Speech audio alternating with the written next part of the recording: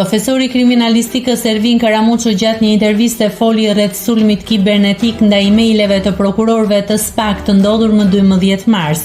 Për këtë ngjarje janë arrestuar 2 persona, Arnoldo Roga i dyshuar për realizimin e ndërhyrjes dhe Zambak Gjoni i dyshuar për shpërndarjen e informacionit të vjedhur, por sipas Karamuços, këta nuk janë personat e vetëm të përfshirë në krim. Janë marrë dosje hetimore, janë marrë informacione dhe relatime të disa hetimeve që janë ende të panjohura për publikun, që ka ende subjekte që ne nuk e dim që janë në hetim dhe kjo e ka bërë edhe më të rezervuar prokurorin dhe thirrjen e saj që këto të mbahen sekret, sepse rrezikohet që të arratisen persona që janë në hetim. Nga ana tjetër, këta 2 persona që janë arrestuar nuk janë vetëm. Ata nuk kanë pasur as ndonjë aftësi të madhe për hakerimin, kanë njohuri mesatare për këtë, ndaj kjo të bën të dyshosh se ka persona të tjerë që dinë më shumë.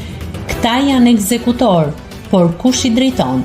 SPAK duhet të ketë kurajën t'i zbuloj.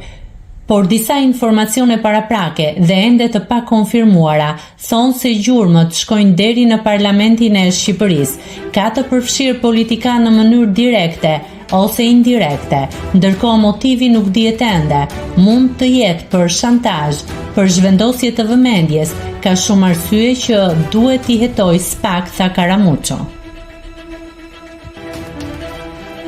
Nëse klikoni mbi butonin subscribe, do t'ju shfaqen të gjitha publikimet tona. Ju ftoj t'i bëni subscribe kanalit, të pëlqeni videot dhe të lini komentin tuaj.